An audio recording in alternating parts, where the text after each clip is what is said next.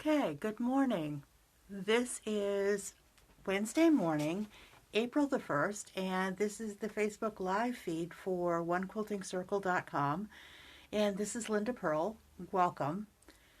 Uh, Starting off with masks because this seems to have taken up more space than anything else in the sewing universe these days. Last week, I had demonstrated the mask pattern that the National New Hampshire hospitals were using, and I had indicated that I was not particularly happy with the way it fit me because it was too short and it hit me this way. This is actually the men's version of the pattern, obviously a female version of fabric, and I'm much happier with the fit. It seems to go much easier with me. So the rest of the masks that I'm making for Southern New Hampshire are actually going to be the larger size like this. And what I've used for the ties is something that I talked about in yesterday's blog post when I was trying to give you guys alternatives in one-stop shopping, where to go with elastic alternatives, because it is such a hard thing in demand. As I work on the ties, is I actually used an old t-shirt to create the ties for this. And this was actually, if you go to my blog yesterday, I put up a post about it. What you do is to take an old t-shirt, lay it out straight, and you're going to cut horizontal strips from the base of the shirt up to just under the armholes, and that's going to, at about 1-inch increments, that's going to give you a tube that's going to look like this. You're going to cut it in cut it the short way, so you're going to get a very, very long string. Very long string. You're then going to pull it as tight as you can, and what that's going to do is it's going to stretch the yarn out, and it's going to curl on. All right, it's going to, I'll have to do this in stages because apparently this was a long strand. It's going to make the yarn curl in on itself. Let me see if I can do this a little bit.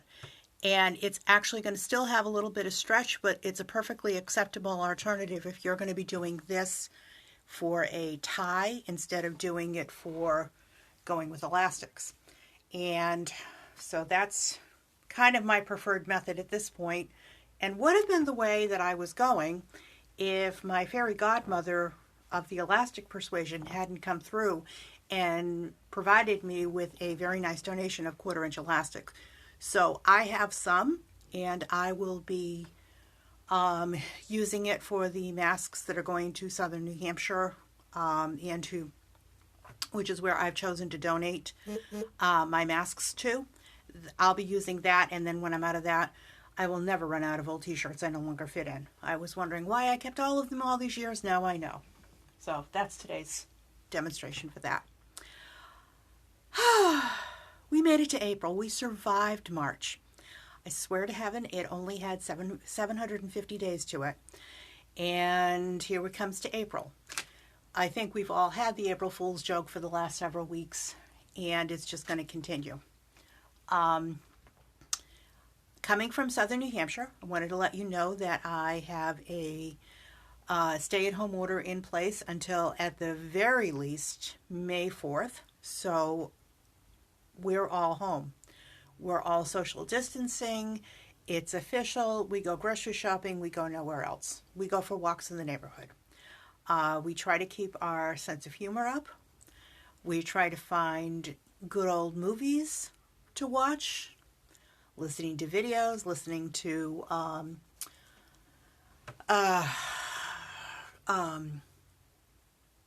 playlist on iTunes. One thing I don't do is I really try to stay away from the news. I take like short spurts, and I have alerts set up so if something were dramatically to happen, I would know that. But I can only handle so much of it, and it's going to be for a long period of time. I am still in my sewing studio, but I switched it up a little bit today. This is a different point of view. Over my shoulder here, you're going to see a sign that says Quilting Circle. That was a gift to me as a joke when I left corporate world, and they never realized that that was where the name of my company was going to come into.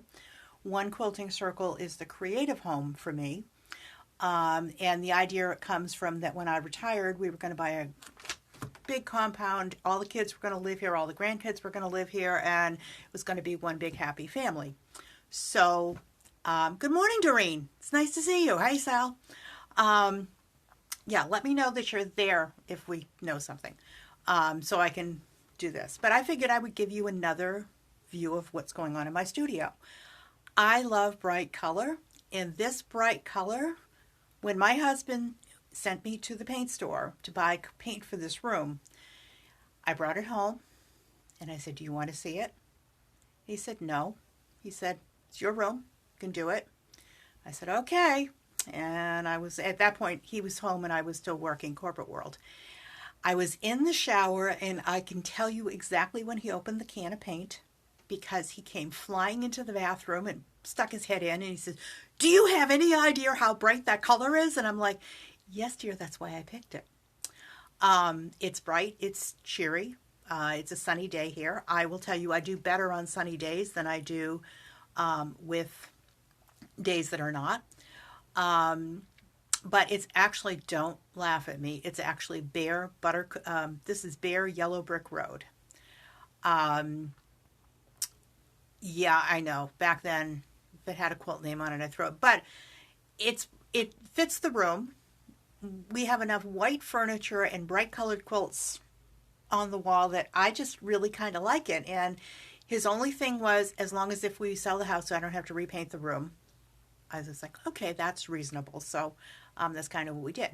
I'm actually sitting at my sewing machine this morning to give you a different view of the room. And we will try over the course of the next couple of weeks to get different views around this.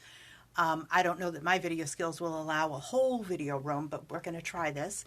And it gets me an opportunity to showcase this one, which is my latest finish. It's one of the Dream Big panels. This is the opal color. This was a UFO that I took way too long to get my head into, and really demonstrates the power of just giving in to the creative forces, shutting up the voices in your head that say you can't do this. Good morning, Patty. And just kind of do it. It's absolutely one of my favorite quilts. It fills the space beautifully until I finish the next one. And it really was something that I, for a very long time, didn't think that I could do. And I had a very good friend and a teacher encourage me along the way. So I'm just sort of proud. And good morning, Kim. I just kind of wanted to show it off, and every once in a while I come over and pet it, and we just don't look at all of the imperfections on it, because from a galloping horse of 20 feet, as my guild would say, you can't see them. So kind of going for this, going over into ways to keep myself as occupied as we do it. One of the things that I have been making a lot of masks, and I think I'm going to be doing that for a while, and I have no problem with that, and I have tons of fabric. One of the things that I have really enjoyed is Marie Bostwick over on her page is doing a read-along of her latest book called A Single Thread. And what she does is she comes online, I think she's out on the West Coast, because every day around 1 o'clock, she will come online and she will read 2 chapters of the book. And I had forgotten how much I enjoy her books. Last night I actually didn't get a chance to read it or listen to it until I was going to bed. And I was like, oh, I got to go back and figure out what this was. So that was something I really enjoyed doing. So that's a resource. You can go to her page. The book is called A Single Thread, and she's reading 2 chapters a day to kind of get us through this. And a number of artists are doing other things as we're going. I've seen other read-alongs. I've seen other sing-alongs. I've seen every fluky cat video that we're ever going to see, none of which will be starring me.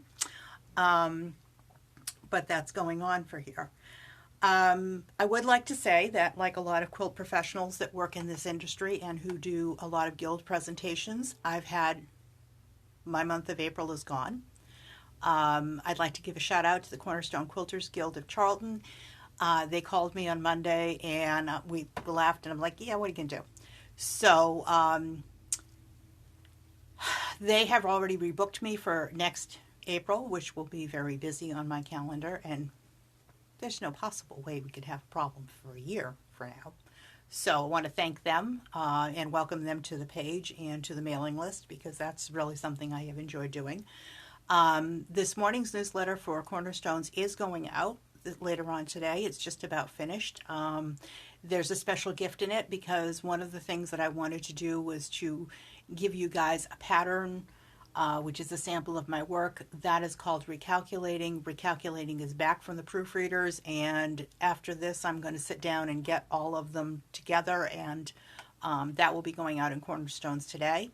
If you're not on the mailing list, let me know and we can add you in, and we can do that. That's easily enough. And Cornerstones will continue to publish going forward, probably in a slimmed down version for now, as we go. So we'll kind of wait and see about that. Like to give a shout out here to Catherine from Dragonflies Quilt Studio. She is putting together a designer's quilt show virtually, and that's going to be coming on April 13th to April 19th, and I'm looking forward to participating in that. Don't have all the links set up yet. This is something that has come in within the last couple of days, and my inbox is just it's buried, and it's just something that we're going to continue to do for a while. So I'll be talking more about that, but I think it's a great opportunity. We're going to be doing virtual quilt shows for a little bit of time, and anything to get the name out, let people know, yada yada and all the other stuff. So that's what we're kind of doing for that. Now, in the last two videos, I have talked about how much I love my Cricut Maker and why I love my Cricut Maker and how I use it. And I think in the first video, I stumbled over the fact that I use it for fusible applique, which is a true statement. I do. I've had the Cricut products for about 3 or 4 years. The original Explore Air was a gift from my children, who thought that this would be a great product for me to be able to use and cut out and names and all of that stuff. I believe that I have been buying the fabric that I love when I see it for the better part of about, say 25 years, because Mike will see this video and I don't want him getting any ideas. Although he's also been in here and said, it's not seeming like you're having that much of it, which I can fix when this is done. Trust me, that's not an issue. But when I put together quilts or make patterns, I do things that pull from my fabric, because I've had it, I love it. When I pull a stack of fabric out, and what I do is I ruler fold my fabric so it's vertically stacked on top of one another. So if I want to pull a pack of stuff out, I can do that. I'm constantly finding things that I didn't know that I had, and they're a lot of fun to play with. This opportunity to make masks is a great way to thin out the stash, use it, and all of that stuff. But the Cricut also allows me to open up some design opportunities that I might not have been able to see before. One thing is it allows me to do fusible applique of different shapes, and a Cricut can do all your geometric shapes. It can do fusible applique shapes like butterflies and hearts, and there's something over here. I have props today. Seahorses. This was from a recent retreat that I went on. It was down on the beach, and I was contributing the physical goodie bags, and I have a whole bunch of plain craft papers, and I was like, I'm going to do something to jazz them up. I also had a lot of key facet scraps stuck in a box. And what I did was I took them out. This is actually a Google image that I uploaded into the software, cut them out, and I was able to, with all of the scraps, which is a sad story in itself, I was able to create the 15 bags for this. This is my fabric, my quilt shop fabric, K-Facet, with fusible applique on it, and you can iron it onto craft paper. So this was just another fun way to play with it and see. If you saw in the first Facebook Live video, the one where I figuratively leapt into the Fearless and did that, you saw the mug that I have that says Fearless. That was also the plain dollar store mug, and I cut the words out just because a lot of people work with vinyl and such like that, and I wanted to try it. It needs to be Mod Podged, and that apparently is something I can be doing. But back to how I use the Cricut with my Quilt Shop quality fabric. I use it for fusible applique. I also use it and have used it for customers to cut quilt blocks. This is a quilt that is the next one to be quilted, or coming up shortly. It is a Moroccan Tiles benefit, and this one was something that I did because I needed to stretch myself and play with striped fabric and a few other things. All of the curves on this, all of the curves here, that was all cut on my Cricut using what's called an SVG file. So you can cut your fabric with it and make your life easier and more consistent with cutting different shapes. So that's something else that you can do. This particular one was not a Cricut designed project. This was something I adapted to it, and I learned how you can actually fussy cut the pattern. The Cricut program is designed to make the best use of your fabric, not necessarily to fussy cut, but I was able to trick it in being able to do it so that I was able to go in here. So I actually find the Cricut to be very helpful. It's a great tool for me to have in the sewing room, and I really enjoy playing with it. I use it mostly, however, to cut text, to put names, inspirational words on a quilt project, either for myself or for customers. And by using the Cricut Maker, which is the most recent version of this, it cuts with a rotary blade, and the rotary blade functions in the Cricut just like it does in our studios. It allows us to go through fabric. We don't have any pulling, any dragging, or anything else. And here's the nice part of it, is I've been able to make it work using my fusible of choice, back to the fusibles again, when I use Misty Fuse with it. So it gives my quilts a nice shape, a nice body, nice way to be able to go. The Maker for Cricut project is something that I designed last year. I've had it test marketed. I gave you a glimpse of it in the first program that I did. I had a bunch of testers that sent me fabric, and they were asked to select either vintage or modern, and I didn't tell them for what. And what that was, Aunt B, hi. It's nice to see you. So what they did was they sent me a 12-inch square of fabric, sight unseen, and I applied the fusible to it, and I sent them back. This was the vintage cut, which is a featherweight. I was a little bit reluctant to go that direction because there are a lot of beautiful featherweight patterns out on the market, and I wasn't sure how much that was going to be involved with. But what I really fell in love with, and why I really like this, is the modern version of this, which I showed the other week. And this is a modern sewing machine cut out with a fabric that looks like the white machines we all have and love. But this gives people an opportunity to do a quilt with a modern machine, as opposed to not everybody is a vintage girl. There are a lot of them out there, but there are a lot of us that also do the modern machines. So this is a cut that I can do. And this is a service that I'm going to offer to people out there. You can send me your fabric. I will cut it for you and send it back. We can do text. We can do lettering. We can do, hey, Christine, thanks for popping in and joining us. We can do text, we can do easy numbers. So as you're working through your stashes and you you know, I really like something, or it's a baby quilt and I want to put her name on it, or the name is very unusually spelled, something that I can relate to. This gives you some design opportunities and possibilities of being able to do it. Over the course of the next several weeks, you're going to hear more about how I use Maker for Cricut. I'm in the process of putting a page up on my website where you can see some of the design possibilities for it, and to be able to see it. But this is something that my customers have enjoyed.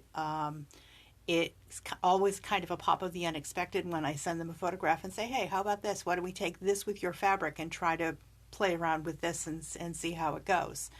On that page, I'm also going to be having some of the pre-cuts done, and I don't have any of the white ones packaged yet, but some of them packaged in some of the fabric that I found along the way. I found this fabric last year, and honest to God, if I had found the bolt, I would have bought the whole thing, because that's how much I love that fabric, and it's now gone. But if you wanted something that was just a pop of a little bit of something different and then add your embellishments, I'm going to be working on a sample for this so people can see. This is the other thing that I'm going to be doing with the Cricut Maker. So that's what that project is about. Later on this year, which is at the rate we're going, probably sooner than later, once the website is finished and the store is relaunched, you're also going to be seeing me do online classes for quilters that are working with their Cricut Maker and want to explore more opportunities with it. You can do, for example, you can export files from EQ8. I think that's the one we're on to now, EQ8. And import it into Design Space and then use the Design Space to cut your fabric. And you can also cut multiple layers. So we'll be exploring that a little bit more in depth when I lay out the syllabus for the class and ready to announce that. But other than that, that's what's kind of going on in my world. I'm going to shut the video off at this point. I'm going to say that if you are not yet on the mailing list and you'd like to be, you can just post up here and I'll add you in for today. I will be happy to answer any questions you guys have about either the Cricut or how things are going, or what's going on. And I will look forward to talking with you again next week at this point in time. Have a great week. Enjoy. Take care of one another. We're all in this together, and that has never been more important or more evident than the last couple of weeks. And I do believe we will get through this, and I do believe we will come out the other side. In the meantime, go play with your fabric. Have a great day, and I'll talk to you later. Thanks.